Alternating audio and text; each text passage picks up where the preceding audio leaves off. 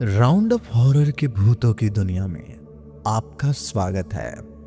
आज की कहानी एक ऐसे काले जादू की है जिसके बारे में जानकर आपकी रातों की नींद उड़ जाएगी। तो जल्दी से आप सभी अपने अपने हेडफोन्स लगा लो। डर में और डर की दुनिया में आप सभी का स्वागत है। बढ़ते हैं कहानी की तरफ। काले जादू के शहर यानी मैं बात कर रहा हूं कलकत्ता की। मैं और मेरा दोस्त रवि शर्मा, हम दोनों इंजीनियरिंग की डिग्री करने के लिए। अच्छा, मैंने अपना नाम तो बताया ही रहे। मैं हूं विशाल, मैं जयपुर से हूं। हाँ, तो सवाल हमारी डिग्री पूरी हो जाएगी और हम सब दोस्त अलग अलग चले देंगे। हम इतने बात कर रहे थे तभी हॉस्पिटल से चीखने की आवाज आती है। हम सब दोस्त हॉस्पिटल के दूसरे माले पर जाते हैं तो हम वहां देखते हैं हमारी कॉलेज की सबसे होनहार स्टूडेंट प्रिया थी, जिसके सिर से खून का धार हमारे तक आ रही थी। और ये समय था रात का, तो स्टूडेंट को लगा कि ये किसी स्टूडेंट ने ही प्रिया की जान ली होगी। इसकी खबर पुलिस को रात में ही दे दी गई थी। पुलिस ने सुबह आकर पूरे कमरे की तलाशी ली और लाश की हॉस्पिटल में पोस्टमार्टम के लिए भेज दिया गया। पुलिस ने सबसे पूछताछ शुरू की और वहीं पर जिक्र होता है शापित कमरे का, परंतु ना ही पुलिस से ये मानती है ना ही हम, और पुलिस जांच करके वहां से चली जाती है। पर इसके बारे में पूरे हॉस्टल में डर का माहौल था कि किसी कारणवश हम केस न फंस जाएं। और ये हमारे अंतिम साल था और प्लेसमेंट के दिन पास ही थे। हम सब में डर का माहौल था क्योंकि कॉलेज में तो हम थे। उस समय पहले से ही कोई कंपनी साक्षात्कार के लिए आ ही नहीं थी।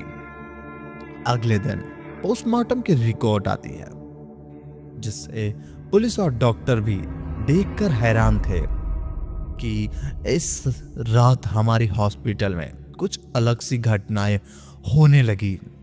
कभी अपने कमरे के दरवाजे खटखट की आवाज आना। जब हमने बाहर आकर देखा तो हमारा कोई नहीं था, तो हमने सोचा कि दोस्त ही होंगे जो मजाक मस्ती कर रहे होंगे। पर 10 मिनट बाद ही पूरे हॉस्पिटल में जोर से दरवाजे पीटने की आवाज आने लगी। जब हम सब ने बाहर आकर देखा तो तभी हमारी पास की रूम के दोस्त भी बाहर आए और हमें बोलने लगे कि तुम कर रहे हो।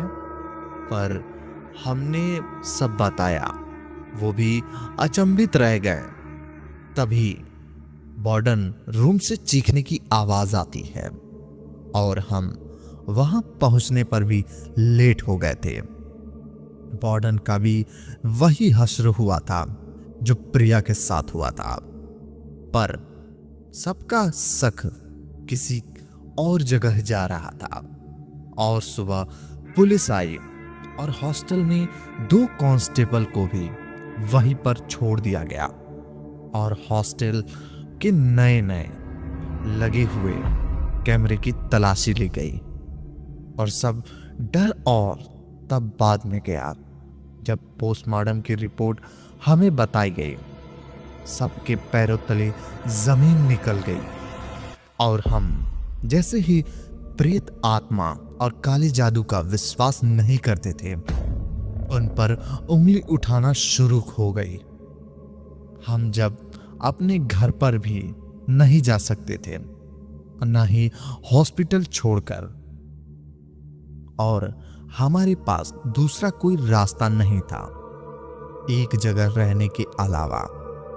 दिन तो जैसे तैसे निकल गया, पर रात निकालना मुश्किल हो रहा था। पर इस रात को कुछ नहीं हुआ, पर हम सदमे में तब आ गए जब अगले दिन इस हॉस्पिटल की भूतिया कहानी सुनने को मिली। हम सुबह पहले बाहर चाय की दुकान करने वाले अंकल के पास गए। तब हमें पता चला कि ये वाला हॉस्टल पिछले 5 साल से बंद था, पर इस बार दूसरे हॉस्पिटल की मरम्मत के लिए हमें इस हॉस्पिटल में 5 दिन पहले ही भेजा गया था। अंकल ने हमें बताया कि यहाँ पर क्या हुआ था और ऐसा अब क्यों हो रहा है। आखिर क्या हुआ था उन लोगों के साथ, क्या थी उस हॉस्टल की कहानी, क्या उसमें कुछ ऐसी घटना हुई थी जिसे जानकर आपका दिल दहल जाएगा। पूरी कहानी जानने के लिए मिलते हैं अगले भाग में। तब तक के लिए धन्यवाद। अगर कहानी पसंद आई हो तो वीडियो को लाइक और चैनल को सब्सक्राइब कर दो, ताकि हमारी आने वाली कहानियां सबसे पहले आप तक पहुंचे। धन्यवाद।